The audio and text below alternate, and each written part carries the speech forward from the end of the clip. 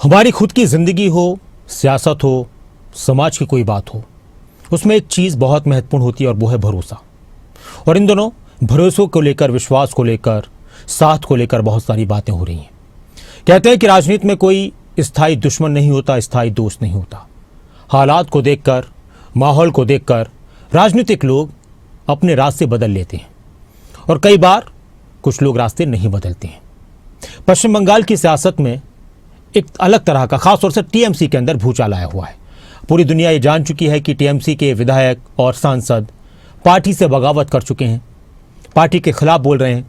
जो कभी ममता बनर्जी को लेकर, टीएमसी को लेकर बड़े बड़े दावे किया करते थे, जो दूसरों पर पुरजोर तरीके से निशाना साधा करते थे, जो पार्टी बदलने पर दूसरे नेताओं पर तंज कर दिया करते थे, वो खुद अब पार्टी बदल रहे हैं, पार्टी छोड़ रहे हैं, टीएमसी का साथ छोड़ रहे हैं। तृणमूल कांग्रेस के भीतर उथल पुथल लगातार बढ़ती जा रही है। विधानसभा चुनाव जैसे ही हुए, उसके बाद किसी ने सोचा नहीं था कि इतनी जल्दी टीएमसी जैसी पार्टी के अंदर इस तरह का माहौल देखने को मिलेगा। अब इस माहौल को कुछ लोग पार्टी के अंदर व्याप्त असंतोष बता रहे हैं। कुछ लोगों का कहना है कि बहुत दिन से नेता अपने आप को दबा महसूस कर रहे थे, दबाव में थे, अब उनको खुलकर बोलने का मौका आया है। कुछ लोग कहते हैं कि सत्ता परिवर्तन हुआ है, अब उनको लग रहा है कि आने वाले कई सालों तक टीएमसी सत्ता में नहीं आ पाएगी, तो आने वाले भविष्य की राजनीति को देखकर इस तरह की कोशिशें की जा रही हैं। और इसी बीच कुछ न कुछ घटनाक्रम कोलकाता में, पश्चिम बंगाल में होते नजर आ रहे हैं।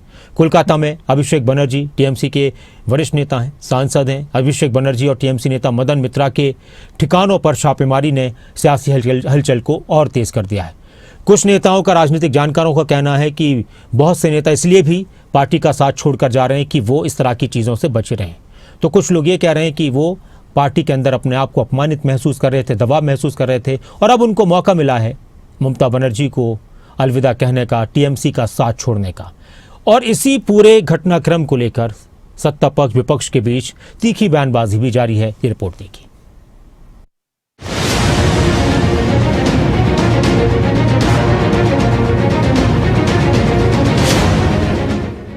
पश्चिम बंगाल की सियासत में टीएमसी के भीतर संकट गहराता नजर आ रहा है। विधानसभा चुनाव के बाद पार्टी में असंतोष खुलकर सामने है, बगावत का रूप खुलकर सामने है। कई विधायकों से टीएमसी की दूरी बनाने के साथ साथ लोकसभा में भी 19 सांसदों के चिट्ठी ने सियासी हलचल तेज कर दी है। दूसरी ओर अभिषेक बनर्जी और पार्टी के दूसरे नेताओं में बढ़ते आंतरिक विवाद के साथ साथ जांच एजेंसियों का एक्शन भी सुर्खियों में है। अभिषेक बनर्जी, मदन मित्रा समेत कई नेताओं से जुड़े ठिकानों पर छापेमारी की खबरों ने टीएमसी की मुश्किलों को बढ़ाया है, जिससे पार्टी में उथल पुथल नजर आ रही है।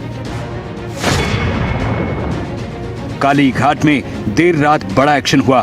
3 बजे पुलिस की टीम की एंट्री हुई। अभिषेक बनर्जी के घर पर छापेमारी हुई। सेंट्रल फोर्स के साथ पुलिस पहुंची। 4 घंटे तक तलाशी अभियान चला। अभिषेक बनर्जी के पीए सुमित रॉय की तलाश में जांच की गई। वित्तीय धोखाधड़ी केस से जुड़ा पूरा मामला है, जिसकी जांच पश्चिम बंगाल पुलिस अब कर रही है। एक तरफ टीएमसी के सांसद पार्टी छोड़ रहे हैं, दूसरी तरफ टीएमसी के सांसद अभिषेक बनर्जी पर दोहरी मार पड़ रही है। एक तरफ पार्टी नेताओं में उनके रवैये को लेकर भारी असंतोष है, दूसरी तरफ पुलिस और जांच एजेंसियों के रडार पर हैं अभिषेक बनर्जी। पश्चिम बंगाल पुलिस ने अभिषेक बनर्जी के आवास पर छापा मारा। वहीं टीएमसी के एक और कद्दावर नेता और ममता बनर्जी के करीबी मदन मित्रा के 7 ठिकानों पर भी दबिश दी गई। আলোচনা হয়েছে, কারোর সাথে আলোচনা করছি না, তার মানে আমি ধরে নিতে পারি তদন্তকারী সংস্থার কাছ থেকেই মিডিয়ায় এই খবরগুলো লিক হচ্ছে। যদি লিক হয়ে থাকে, ইনভেস্টিগেশনের উদ্দেশ্য তো ঠিক নয়। সুতরাং আমি বারবার তদন্তকারী সংস্থা যেখানে আমাকে ডেকেছে আমি গেছি। আমি যদি কলকাতায় উপস্থিত না থাকি, আমি তো যেতে পারি না। আমার সামর্থ্য অনুযায়ী যেখানে যখন প্রয়োজন হয়েছে, যে মামলায় ডাকুক, আর এখন সরকার পাল্টেছে, এরা বিভিন্নভাবে মামলায় আমাকে ট্যাগ করবে। पश्चिम बंगाल में टीएमसी की मुश्किलें बढ़ी।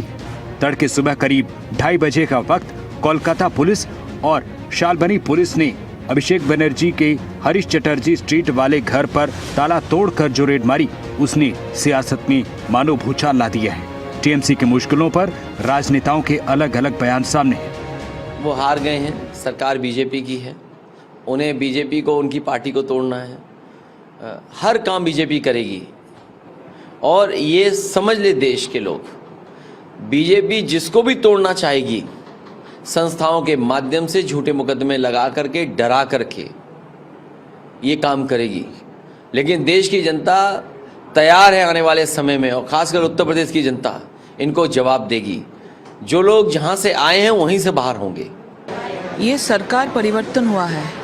ये सरकार तो जो करप्टेड लोग हैं, करप्शन है, उसको तो सफाई करेंगे, और जो भी इसमें शामिल है उसके घर में तो ईडी जो भी है क्वेरी तो होगा, ईडी तो जाएंगे ही, किसी को नहीं छोड़ पाएंगे। नीचे से ऊपर तक, ऊपर से नीचे तक जो लोग पश्चिम बंगाल के 11 करोड़ जनता को लूटा है, जनता का पैसा लूटा है, जनता के ऊपर इतना अत्याचार किया है, जनता का पैसा से आयश कर रहे हैं, इन लोगों को तो जांच होना चाहिए, शास्ति भी होना चाहिए, जो भी हो।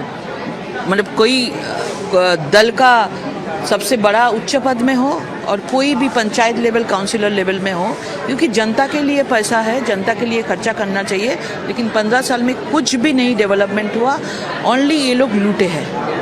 उन्होंने बोल रहा था 1 सेकंड में ऐसा कम्युनिटी है, आप देख लिया कि 1 सेकंड में हिंदू लोग एक साथ हो गया, उनका बात लग गया, और वो जैसे तरीके से वो मतलब थ्रेटनिंग कर रहे थे पूरा जनता को पश्चिम बंगाल में कि 4th टाइम क्षमता में आने के लिए है। इसके लिए तो उसके लिए शास्ति होना चाहिए कि पश्चिम बंगाल का जनता को डरा रहे हैं, डरा से वोट लेने का कोशिश कर रहे हैं, और इस टाइम में जनता जनार्दन ने इन लोगों को एक साथ होके एकदम पूरा उखाड़ के फेंक दिया। ये तो पार्टी का पूरा विसर्जन हो गया है, नाम भी नहीं है, माँ लोग आशीर्वाद हटा लिया है हाथ।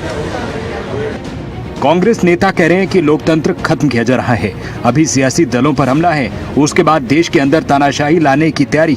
आज हम नहीं जागे तो फिर कभी नहीं रुकने वाला ये सिलसिला। देखिए, लोकतंत्र को खत्म किया जा रहा है,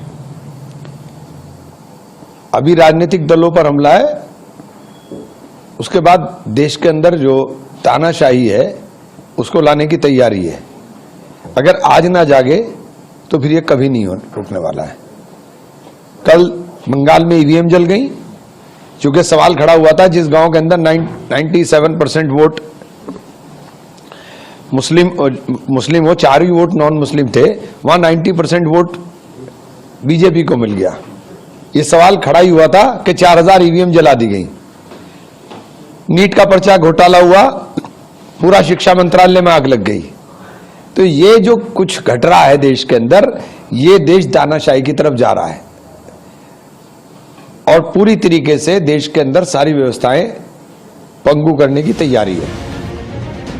अगर पूरा घटनाक्रम अपने तय रास्ते से आगे बढ़ता है तो इसका असर सिर्फ टीएमसी तक सीमित नहीं रहेगा, बल्कि ये पश्चिम बंगाल की सियासत के मौजूदा शक्ति संतुलन पर भी असर डाल सकता है। कोलकाता में अभिषेक बनर्जी के कालीघाट स्थित आवास पर हुई छापेमारी और उसके बाद जांच एजेंसियों का एक्शन सियासी हलचल को तेज कर रहा है।